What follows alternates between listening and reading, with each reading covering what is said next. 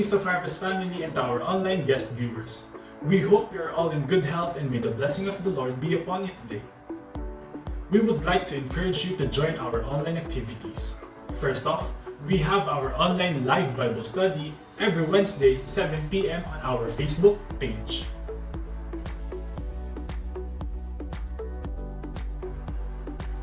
Next, we have our Zoom prayer meeting every Friday, 7 p.m. Just send us a direct message so we can provide you the Zoom prayer meeting link.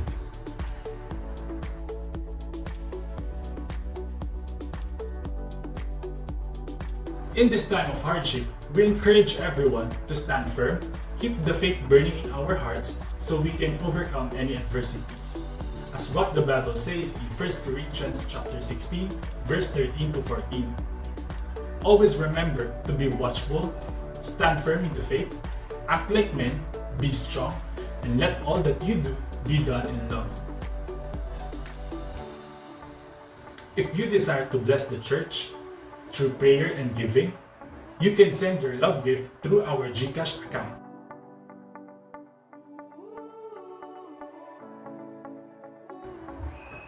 Send your love gift at 0916-680-0465.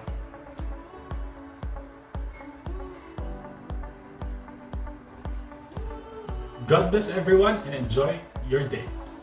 Jesus, ikaw ang bina sa buhay ko, pinagpala. Jesus, ikaw ang bina sa biyaya mo, umaasa. Jesus, ikaw ang bina, malaya mo, isisigaw. Jesus, ikaw ang bina sa buhay ko, ikaw lang ang bina. Magandang umaga po, O Panginoon, Diyos Ama, Diyos Anak, Diyos Espiritu Santo. Bago po tayo manalangin, atin pong pasalamatan ng Panginoon sa mga ginawa niya sa atin sa nakalipas na buong linggo. Tunay nga ang ating Panginoon ay Diyos na buhay, na nakikinig sa panalangin ng kanyang mga anak. Tayo iniligtas niya sa malaking kapahamakan sa pagdating ng Bagyong Rolly. Hindi niya hayaang masalanta ang buong NCR. Napakalaki ng pasasalamat namin sa iyo, Panginoon. Tunay ang ikaw ay aming Diyos na buhay na nakikinig sa panalangin ng iyong mga anak. Kaya't nagpupulot kami at nagpapasalamat sa iyo, Panginoon. Tayo po ay manalangin. Ama naming Diyos na napakabuti. Maraming salamat, Panginoon. Pinupuri ka namin, sinasamba ka namin, niluluwalhati namin ang iyong banal na pangalan. Panginoon, maraming salamat sa nakalipas na buong isang linggo na kami po ay iyong iningatan at niligtas sa mga kapahamakan na dulot ng Bagyong Rolly. Lord God, tunay na napakabuti mo, Panginoon.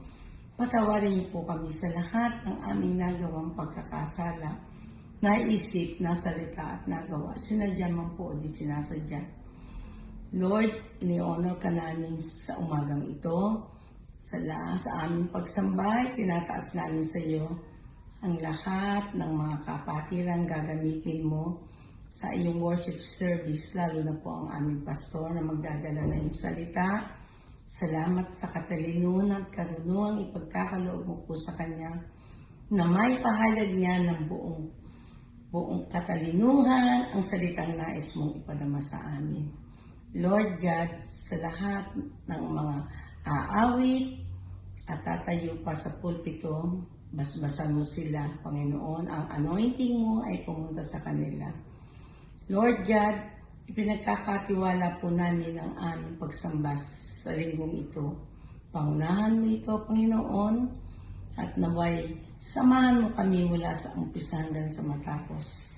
Ipinagkakatiwala po namin sa iyo ang aming pagsamba sa linggong ito.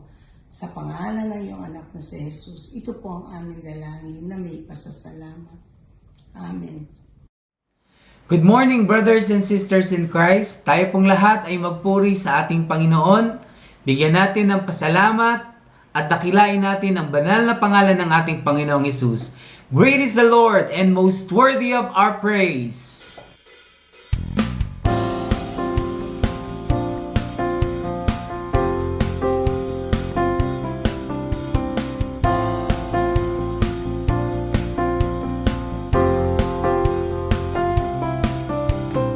Great is the Lord and most worthy of praise.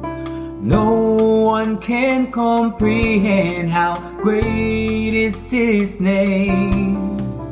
Great is His mercy and great is His grace.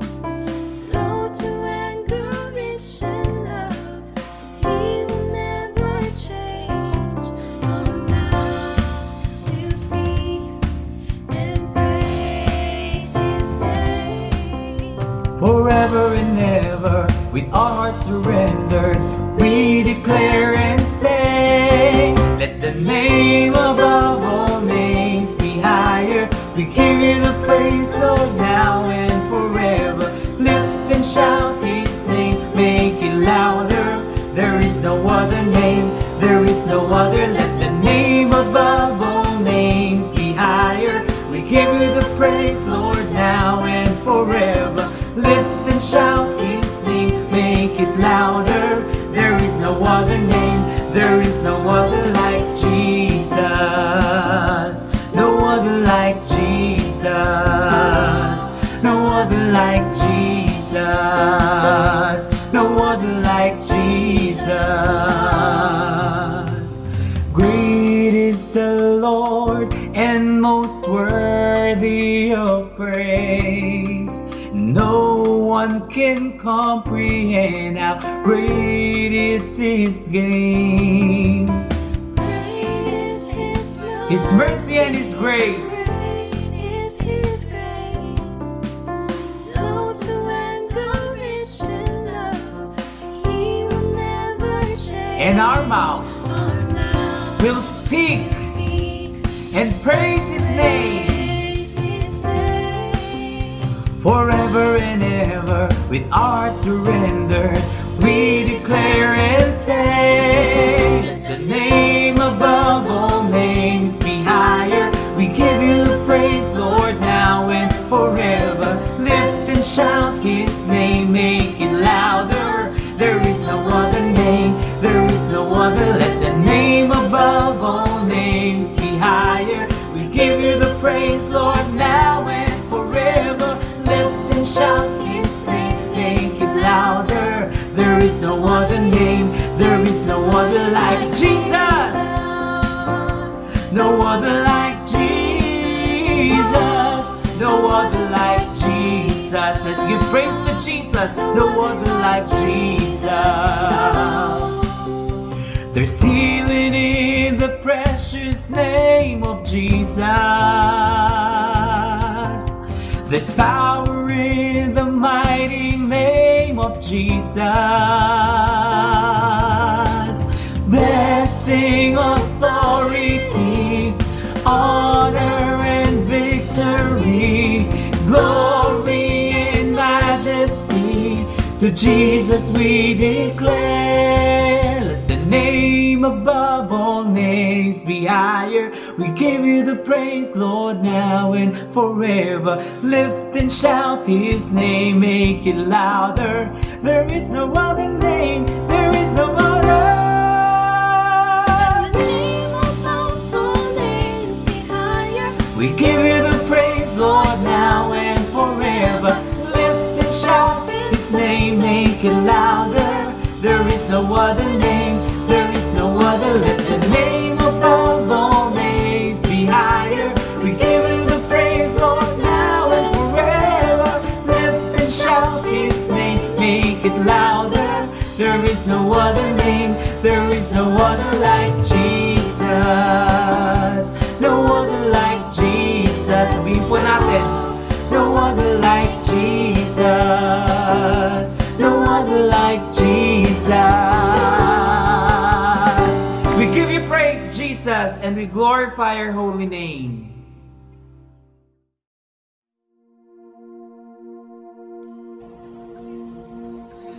It's all about you, Jesus, and all this is for you, for your glory and your fame.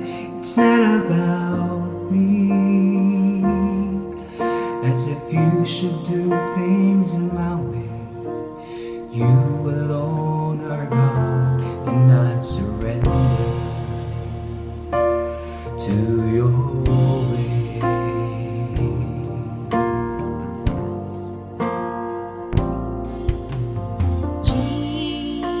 Jesus, lover of my soul, all-consuming fire is in your gaze.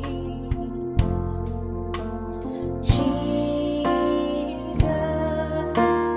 I want you to know I will follow you all my days.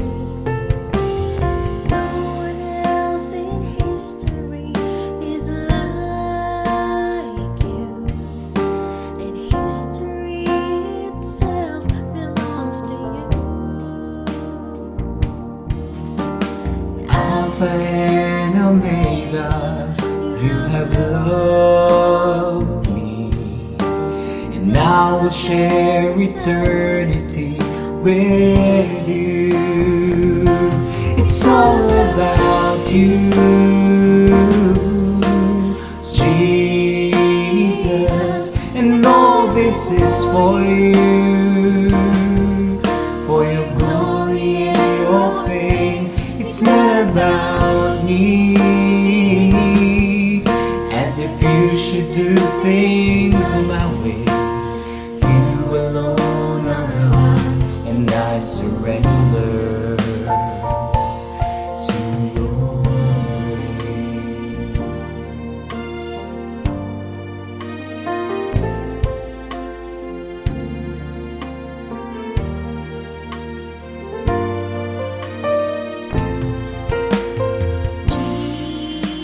Jesus, lover of my soul, all-consuming fire is in your gaze.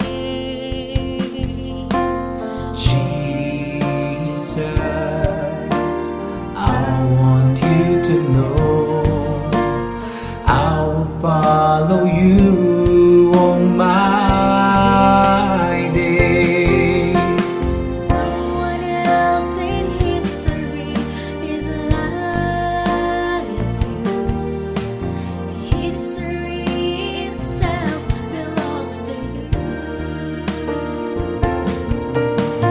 Alpha and Omega, you have loved me, And I will share eternity with you. It's all about you,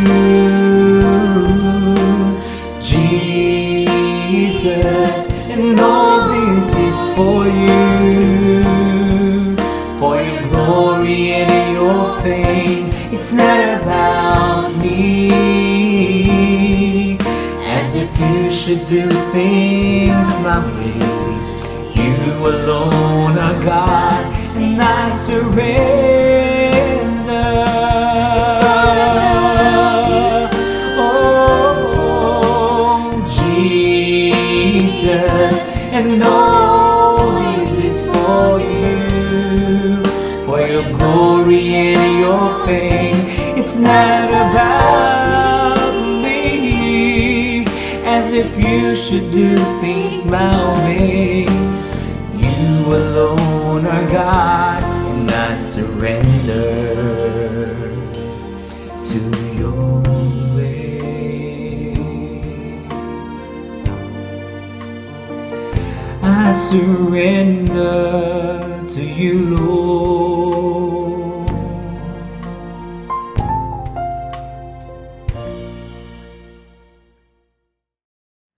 Patuloy po nating awitan ng ating Panginoon, ang ating Panginoong Hesus na ating kaligtasan, kagalingan, ang nagbibigay ng kaligayahan at ng kalakasan sa ating mga buhay. Bigyan po natin siya ng papuri at pagsamba. Luwalhatiin natin ang banal na pangalan ng ating Panginoong Hesus.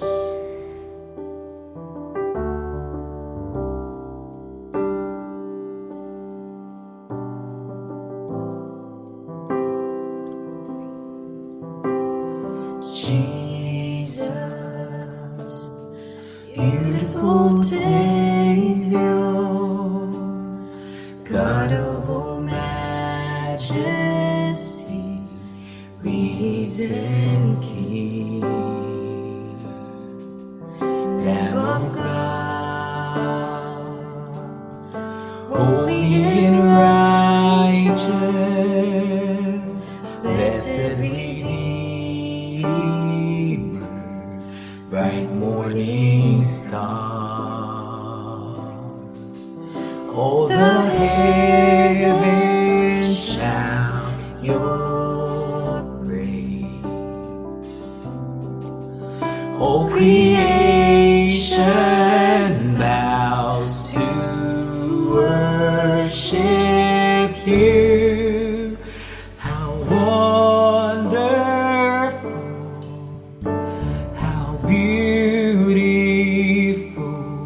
name above every name, exalted I. How wonderful and how beautiful,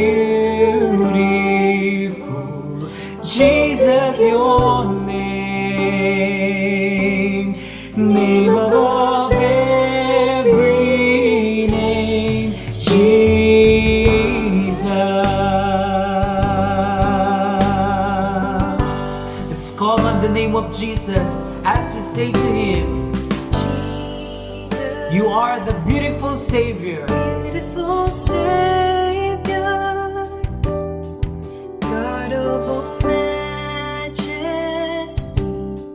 risen King. All the heavens, All the heavens shout your and all creation creation bows to worship you, Lord. worship you. How wonderful and how beautiful, name above every name, exalted I. How wonderful and how beautiful, Jesus, your name,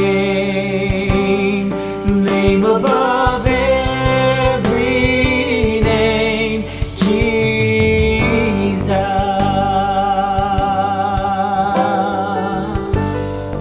And we will sing to you, O Lord. I will sing forever. We say we love you, Jesus. Jesus, I love you. And I love you. Jesus, I love And I will sing.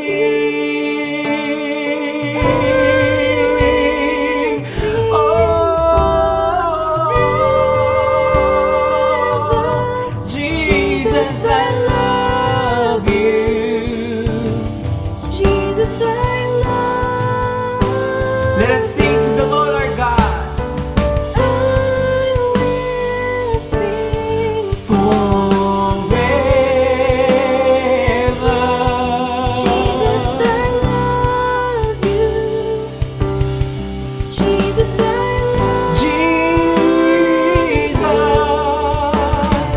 I will sing forever. Jesus, I love you. Jesus, I love you. How wonderful and how beautiful, name above every name, exalted I.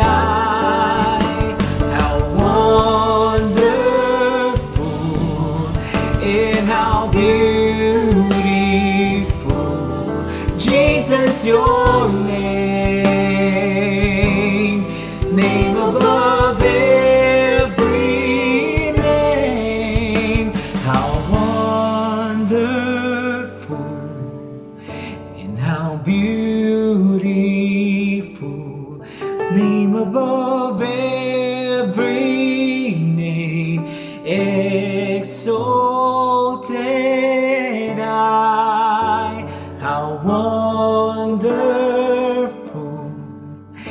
and how beautiful, Jesus, your name. Name above every name, Jesus.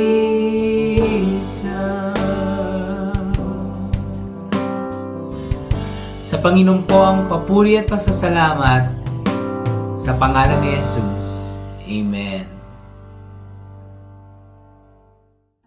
Ngayon naman, ihalan natin ang ating mga ikapo, ang ating tithes and offerings na ipagkakaloob natin sa Panginoon.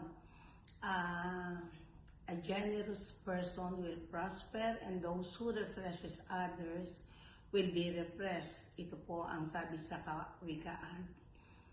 Nawa, Panginoon, dinataas namin sa iyo ang aming mga tithes and offering. Lord God, ito po ay nagmula sa iyo. Kami po ay ginawa mo lang pong steward ng mga kayamanang ito. Kaya buong puso po namin ipinagkakalob sa iyo ang bahagi ng mga pagpapalang ipinagkaloob mo po sa amin.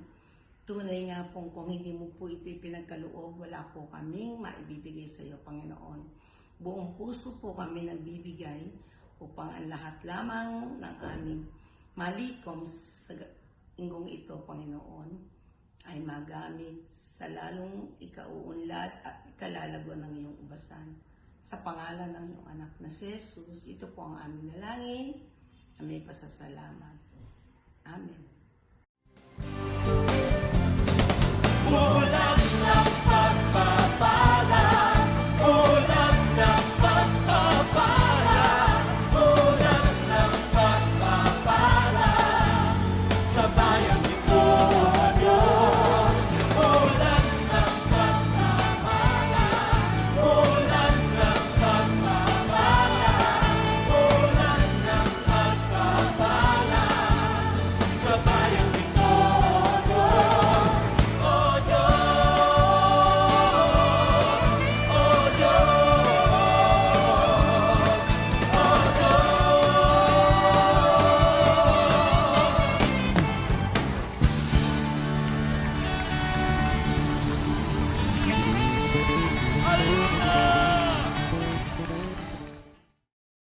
Ngayon naman po, ating tawagan ng ating mahal na pastor, Pastor Archie, na magdadala ng salita ng Panginoon. Atin po siyang ipanalangin. Ama namin Diyos na napakabuti, maraming salamat po sa buhay ng aming mahal na pastor, Pastor Archie. Patuloy na pagpalain mo siya, ang kanyang sambahayan. Bigyan mo siya ng katalinungan at karunungan nagmumula sa iyo, upang ang lahat ng nais mong maipahayag sa amin ay kanyang maibigay sa amin. Ito po ay hindi lamang namin marinig, kundi amin din po itong maipamuhay. Ito po ang aming dalangin sa pangalan ng iyong anak na si Jesus. Amen. Isa pong magandang umaga ng linggo po, November 8, 2020, sa lahat po ng mga kapatid natin sa Feast of Harvest Christian Ministry at lalo tigit sa lahat po sa mga taga-subaybay natin na patuloy po na tinutunghayan ang lahat ng mga aral na ito ng ating Panginoong Diyos.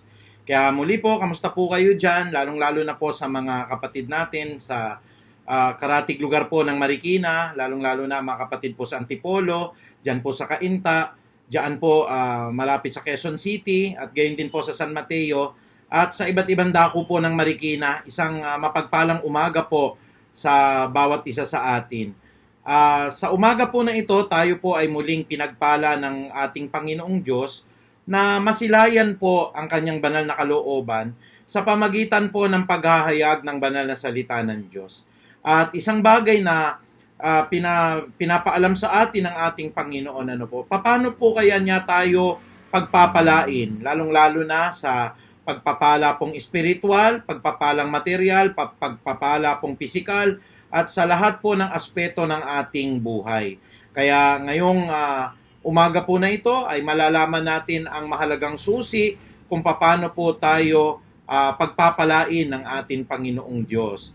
Isang mahalagang bagay ho na dapat malaman ng bawat mananampalataya, mahalaga po na ang isang mananampalataya o ang isang Kristiyano po ay matuwid na sumusunod sa ating Panginoong Diyos. Bagaman sabi po sa Biblia mga kapatid, wala pong makakaabot sa kaluwalhatian ng Diyos sapagkat lahat nga po tayo nagkasala at ang lahat ng tao po ay masama. Sangayon po sa sinasabi ng Roma 3.23 at gayon din po ng Mangangaral 7.20 na talaga naman pong hindi natin matutupad ang lahat ng kautusan ng Diyos kung hindi lamang po dahil sa biyaya at habag niya, at ito'y nangyayari po sa pamagitan ng pananampalataya kay Jesus. Kaya sa umagang ito, muli ho, kamusta po kayo? At tatalakayin ho natin ang title na ito na pinamagatan po natin, purihin po ang Panginoong Diyos, ang pagsunod po sa Diyos. Yan, obedience to God. Bakit po kaya napakahalaga na mapag-aralan o ma-preach po ang topic o ang paksa po tungkol sa pagsunod sa Diyos? Yan po ang mga tatalakayin, pag-aaralan natin sa mga susunod na mga sandali po bago tayo tumungo sa ating pag-aaralan sa pagsunod sa Diyos. Ay marapatin po muna natin na tayo ho ay dumako muna sa pananalangin po. Inaanyahan ko po ang lahat ng mga kapatiran na tayo po ay yumuko at lumapit sa banal na presensya ng ating Panginoon.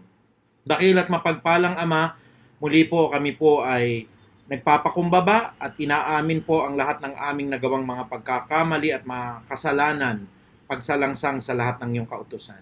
Sa umaga po na ito, patawarin niyo po kami, Ama, sa lahat po ng aming naisip, na isagawa po, nasalita o natignan po ng meron pong pagkakasala o pagsuway po sa iyong mga banal na utos. Kami po hindi perpekto at marami po kaming pagkukulang at pagkakamali. Kaya bago po kami tumungo sa mga pag-aaral na ito, nagpapahugas po kami ng banal na dugo mo, Panginoon, upang ganap na ang karunungan ni Kristo po ang pumasa amin at wala pong maitataas sa preaching na ito kung hindi ang iyong banal na utos, ikaw po, Panginoon, at ang iyong banal na layunin para sa bawat isa. Kaya, Panginoon, pagalingin niyo po kami sa lahat ng kahinaang espiritual at lalo tigit po sa mga pisikal na mga karamdaman na sa pamagitan ng mga latay at sugat mo, kiniklaim namin ang kagalingan sa bawat isa po. Kaya pagpalain mo rin po kami financially, lalo na po sa panahon po ng pandemya na ito, at gayon din po ang hinihiling namin na isisecure mo palagi ang mga trabaho namin. Bibigyan niyo po kami, Panginoon Diyos, ng magandang pagkaunawa ho at vision, Panginoon, ang hinaharap po namin. As we proclaim victory upon victory, Panginoong Diyos, maraming salamat sa umagang ito. Nawa po ay bumuhos ang lahat ng pagpapala po mula sa langit, sukat wala pong kalalagyan ng lahat ng iyo pong mananampalataya at tagapakinig. Maraming salamat po. Ito po ang aming pagsusumamo at panalangin sa banal po na pangalan ni Jesus. Amen at amen. Marahil ho, palagi na nating naririnig ang mga kataga po sa Biblia na obedience is better than sacrifice. Kung talagang mahal natin ang ating Panginoon, ay kinakailangang sumunod din naman tayo sa kanyang pinag-uutos. At gaya ho ng sabi ng Biblia, hindi naman ho mabigat ang mga utos ng ating Panginoong Diyos. Ito po ay kung tayo'y kakasihan at gagabayan po ng kanyang banal na espiritu. Kaya po sa umagang ito, maraming salamat po sa lahat ng ating pong taga-subaybay sapagkat sa pamagitan po ng pakikinig ninyo, lalong tatatag po ang pananampalataya ng bawat isa. Salamat lalo tigit sa Panginoon sapagkat niloob niya po na tayo po ay makapagpahayag at tayo po ay makarinig ng kanyang mga banal na salita. Kaya ano ho ba yung konsepto o yung ideya ng pagsunod sa Diyos, Pastor? At ano po yung mga makakamta ng isang mananampalataya kung siya po ay tapat na patuloy na lumalakad sa kalooban at patuloy na sumusunod po sa ating dakilang Ama? Kaya pasimulan na po natin ang pagbabasa po ng talata sa Biblia at ito po ay ating matutunghayan ho mga kapatid. Dito po sa aklat ng Mateo 26:39 hanggang 42 or in the book of Matthew chapter 26 verse 39 to 42. Ganito po ang sinasaad. Lumayo siya ng kaunti, nagpatira pa siya at nanalangin. Ama ko, kung maaari po, ilayo ninyo sa akin ang kopang ito ng paghihirap. Ngunit hindi po ang kalooban ko, kung hindi ang kalooban ninyo ang mangyari. Nagbalik siya at dinatnat niyang natutulog ang 3 alagad. Sinabi niya kay Pedro, talaga bang hindi kayo makapagpupuyat na kasama ko kahit isang oras man lamang. Magbantay kayo at manalangin upang huwag kayong madaig ng tukso. Ang espiritu ay nakahanda, ngunit ang laman ay mahina. Muli siyang lumayo at nanalangin, Ama ko, kung hindi po maaaring maialis ang kopang ito, malibang inumin ko, mangyari nawa ang inyong kalooban. Purihin po ang Panginoong Diyos sa pagkakabasa po ng kanyang banal na kasulatan. Kaya ho, sabi po dito sa pagkabasa natin, sa 39 po, okay, Ama ko, kung maaari po, ilayo ninyo sa akin ang kopang ito ng paghihirap, sapagkat ito po yung pagkakataon na si Kristo po ay kailangan ng sumunod sa kanyang Ama, na siya po ay kailangang maipako sa krus at mamatay upang matubos po ang kasalanan ng sangkatauhan. Ito po ay isang bagay na masakit na mararamdaman ng ating Panginoong Hesukristo. Ito po ay maaaring labag sa kanyang kalooban sapagkat sa pisikal na pangangatawan, wala pong tao na nagnanais pong mamatay. Pero ano po ang sabi niya po dito po sa 42, ng Mateo 26? Muli siyang lumayo at nanalangin, Ama ko, kung hindi po maaaring maialis ang kopang ito, malibang inumin ko, ay mangyari nawa ang inyong kalooban. Purihin po ang Panginoon. Talagang, thy will be done.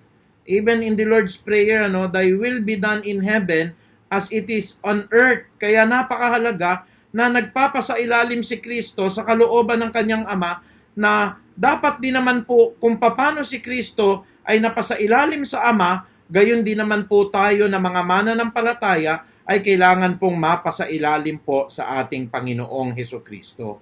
Kaya mahalaga po yung pagsunod. Alam niyo mga kapatid, pwede naman hong tumanggi ang ating Panginoon dahil masakit po ang mararanasan niya.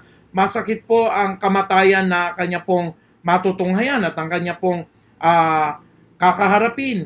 Subalit sa lahat po ng mga panganib na ito ay patuloy pa rin pong nagpasailalim siya sa kalooban ng Ama sapagkat ito pong sinasaad ng banal na kasulatan. Ito po'y kinakailangang mangyari upang masunod po ang banal na kalooban ng ating Ama. Kaya ano-ano ho ang nagiging mahalagang hatid po ng isang tao, isang mananampalataya na siya po ay marunong sumunod sa kalooban ng ating Panginoon. Yan po ang matutunghayan natin at nais po ng Panginoon malaman natin, unang-una po dito sa ating tinatalakay, na naghahatid ng pagpapala po ang pagsunod sa Diyos.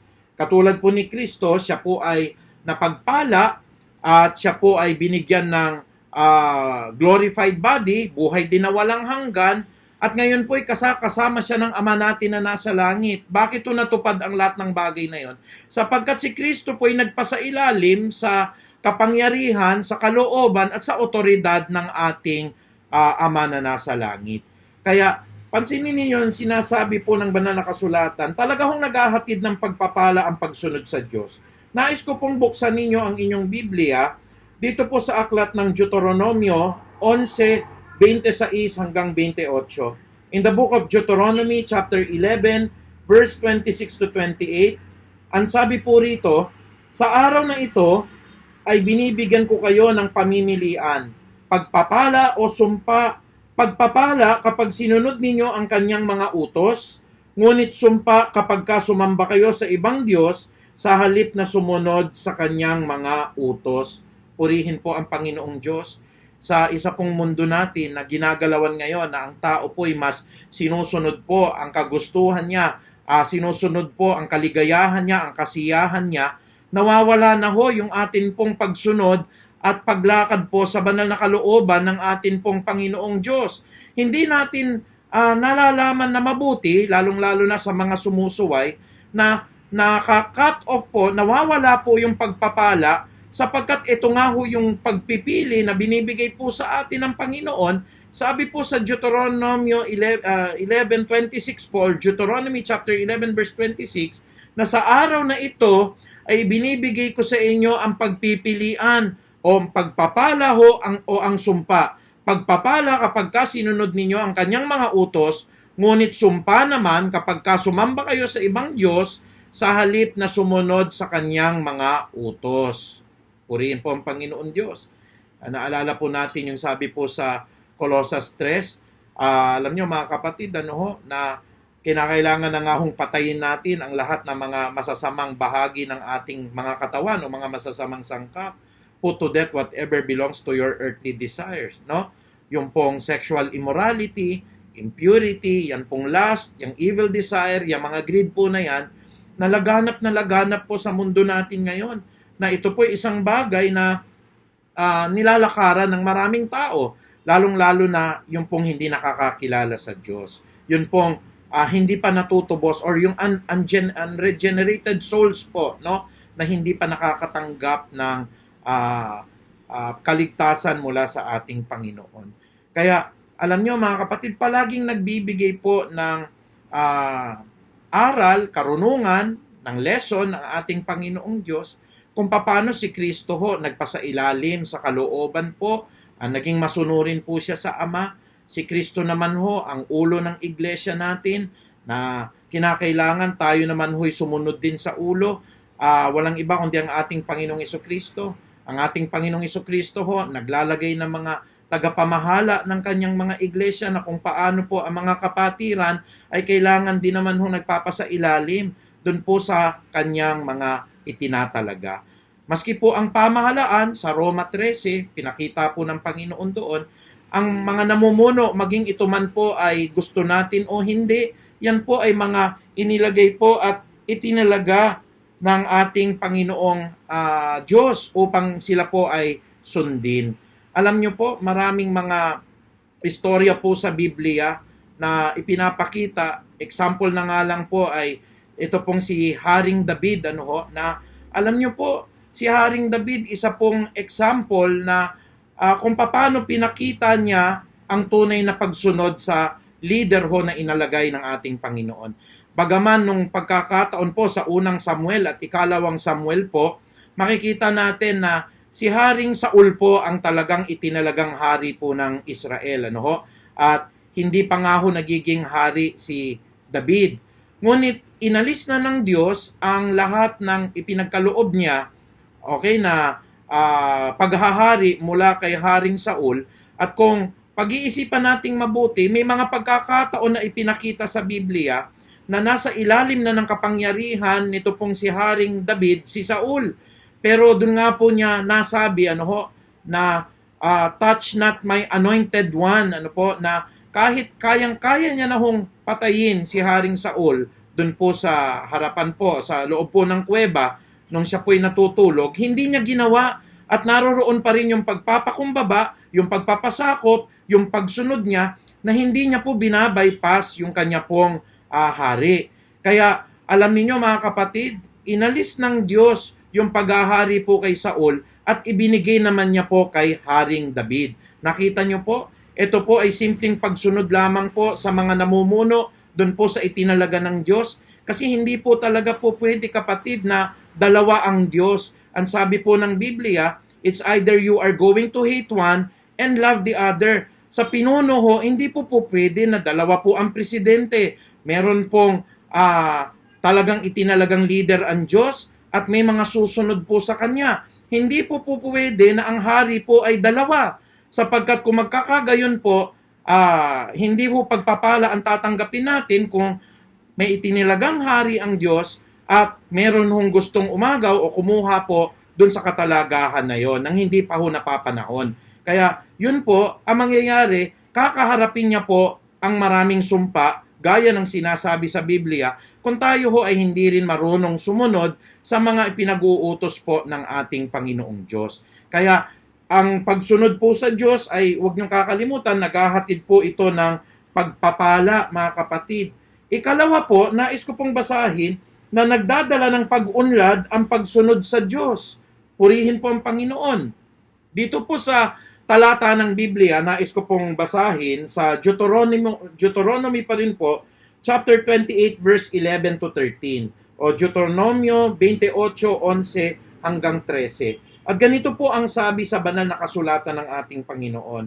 Pasasaganahin niya kayo sa lahat ng bagay pagdating ninyo sa lupaing ibibigay niya sa inyo. Pararamihin niya ang inyong anak at ang mga hayop at pasasaganahin ang ani ng inyong bukirin. Bubuksan niya ang langit upang ibuhos sa inyo ang ulan sa kapanahunan. Pagpapalain nga niya kayo sa lahat ng inyong gagawin. Dahil dito, hindi kayo mangungutang. Sa halip, kayo ang magpapautang ng sa ibang bansa. Gagawin kayo ng Diyos ninyong si Yahweh na pinuno ng mga bansa at hindi tagasunod. Uunlad kayo at hindi mabibigo kung susundin ninyong mabuti ang kanyang mga utos na ibinibigay ko sa inyo ngayon. Hallelujah! Talagang totoo po ang salita ng ating Panginoong Diyos. Ano po yung mga hatid? Ito po'y nagdadala ng pag-unlad, yung pong pagsunod natin sa Diyos, purihin po. At inilalayo tayo sa anumang uri po ng kabiguan. Kaya nga ho, no, ang dami hong pangako ng Diyos pag marunong lang tayong sumunod sa Kanya, pasasaganahin niya po tayo, ang sabi po dito. Pararamihin niya po ang ating mga anak, pararamihin niya po yung ating mga hayop, pasasaganahin niya po yung ani ng ating mga bukirin. Bubuksan niya po ang langit upang ibuhos ang ulan sa kapanahunan. Pagpapalain nga tayo sa lahat ng ating gagawin. At dahil ho dito sa pagpapala na to, hindi ho tayo ang mangungutang, sa halip tayo magpapautang. Amen po ba yon? At gagawin kayo ng Diyos ninyong si Yahweh na pinuno ng mga bansa, hindi po alipin o tagasunod. Uunlad tayo at hindi mabibigo kung susundin ninyong mabuti ang kanyang mga utos na nagbibigay sa inyo o na ibinibigay ko sa inyo ngayon. Purihin po ang Panginoon. Biruin niyo po, mantakin po natin yun. Yung lahat ng dami ng mga pagpapala. Kaya nga, nilalatag ng Diyos po, sabi po dun sa unang verse na binasa natin kanina, sa araw na ito, inilalatag ko ang pagpipilian ninyo. Ano bang gusto ninyo? Pagpapala o sumpa? Pagpapala ho kung marunong kayong sumunod sa Diyos. Sumpa po kapag sumamba kayo sa ibang Diyos-Diyosan. Kaya nga yung sinabi natin sa Colossus 3:5, no, patayin na nga ninyo ang lahat ng mga masasamang sangkap. Kung yun po susundin natin, ito pong mga pagsamba po sa mga Diyos-Diyosan or spiritual idolatry po, sexual immorality, impurity, lust, evil desire, and greed. Ang kakaharapin po natin, sumpa, imbis na po pagpapala. Kaya ho, nagiging daluyan ho ng pag-unlad at kalayuan ho sa kabiguan ang pagsunod natin sa ating Panginoong Diyos. O gaya nga ho ng sinabi ko kanina, kung si David ho, marunong sumunod ho kahit inalis na nga si Haring Saul sa kanyang kaharian, hindi niya ho binaypas. Sinunod niya pa rin po kahit na alam niya po na nagkakamali na ho. Ang Lord ho nagtanggal. Gayon din naman ho, alam niyo ho, nung naging hari po itong si David, nasa kanya ho yung anointing ng Panginoon. Tatandaan niyo ho, hindi ho po pwedeng dalawa po hari yung kanya pong anak, si Absalom, basahin niyo po yung ikalawang Samuel, makikita niyo po dun yung kanya pong anak, prinsipe po yun, tagapagmana ng kanyang trono. Pero hindi nakapag-intay. Ano pong ginawa niya ho? Sa Bible ho, kung mababasa niyo yung istorya po ni Absalom, binaypas niya rin po si Haring David.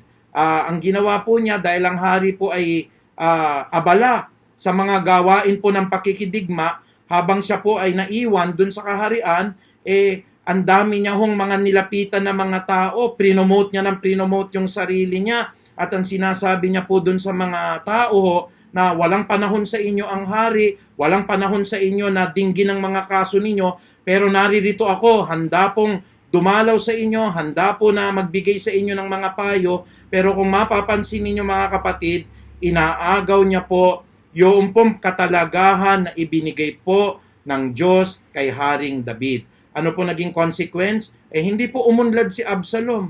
Alam niyo po, nahabag sa kanya yung kanyang ama. Yung ama niya muntik nang matanggal sa trono. Pero ano hong nangyari po sa kahuli-hulihan? Ito pong si Absalom ay namatay. Wala ho kasing uunlad o wala po talagang pagpapalain ng Diyos. Lalong-lalo na kung hindi tayo marunong sumunod sa Diyos, kay Kristo, sa mga itinalaga ni Kristo, at tayo ho ay nangunguna pa para i-promote yung sarili natin, pinatay po ng Diyos si Absalom. Yun po naging consequence mga kapatid. Kaya tatandaan ho natin, nagdadala ho ng kaunlaran yung marunong tayong sumunod sa Diyos, marunong tayong sumunod kay Kristo, marunong tayong sumunod sa mga itinalaga po ng ating Panginoon. That will always be the hierarchy, mga kapatid eh. Hindi po pwede na sinasabi nating sumusunod tayo sa Diyos, pero doon po sa itinalaga ng Diyos na mamahala ng ating kaluluwa, panay naman ho ang complain natin, panay naman ho ang mga patutsada, o kaya hindi natin sinusunod sa puso po natin. Masama po yun. Kamatayan po ang kakaharapin ninyo, kaya yan po ay kailangan mabasa po natin sa Biblia, mapag-aralan po natin, masusumpa po tayo sa mga ginagawa po natin na yan. Ikatlo ho, ano pa ho ang dala ng isang tao o mananampalataya na marunong hong sumunod sa Diyos? Ang sabi po dito, ikatlo, napakahalaga na ituro po natin ang pagsunod sa Diyos. Bakit ho napakahalaga na ito po ay ituro? Basahin ko po ang Mateo 28:19 hanggang 20, or in the book of Matthew chapter 28 verse 19 to 20. Ito po ang sabi ng Biblia. Kaya humayo kayo at gawin ninyong alagad ko ang mga tao sa lahat ng mga bansa.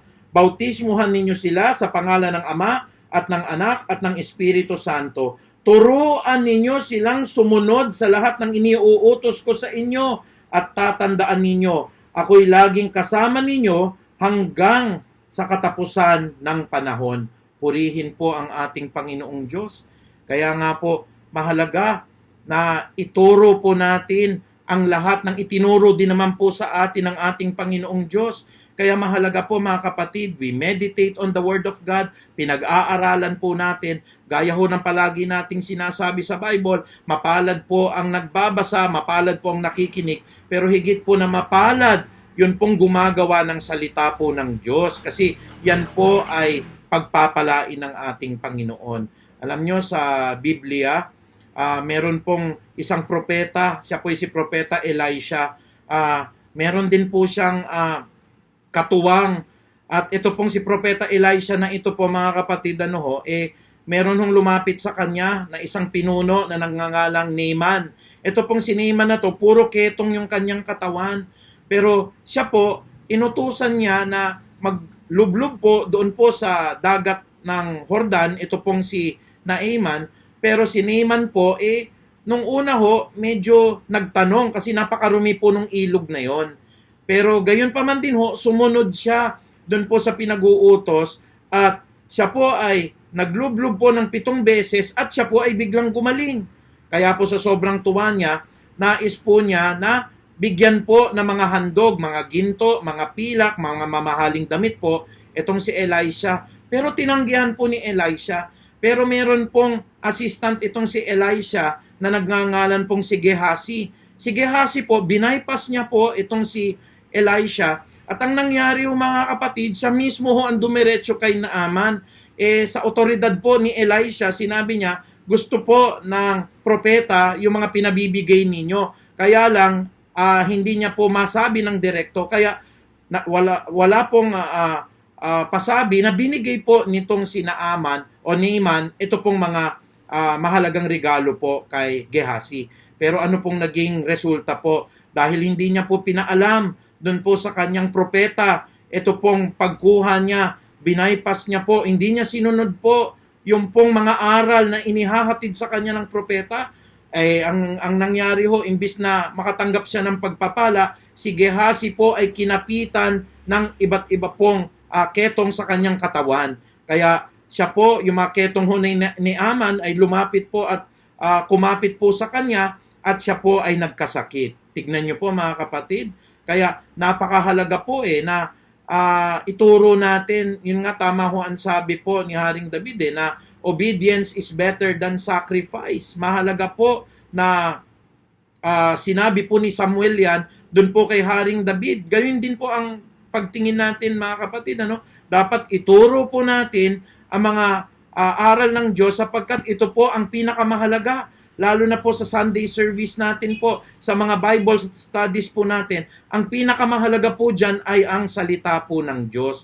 Kaya, alam nyo mga kapatid, pagka ho ito ay sinunod lang natin, ang kakaharapin po natin magandang buhay, pagpapala po, kalusugan. Pero pagka ho tayo, binabypass nga ho natin ang Diyos, pati po yung mga inilagay po ng Diyos, katulad na nangyari po kay Absalom, kamatayan, yung nangyari po kay Saul po, tinanggal siya sa kapangyarihan. yung nangyari po dito kay Gehazi, nagkasakit po siya. Ano pa ho ang dapat nating malaman tungkol po sa pagsunod sa Diyos?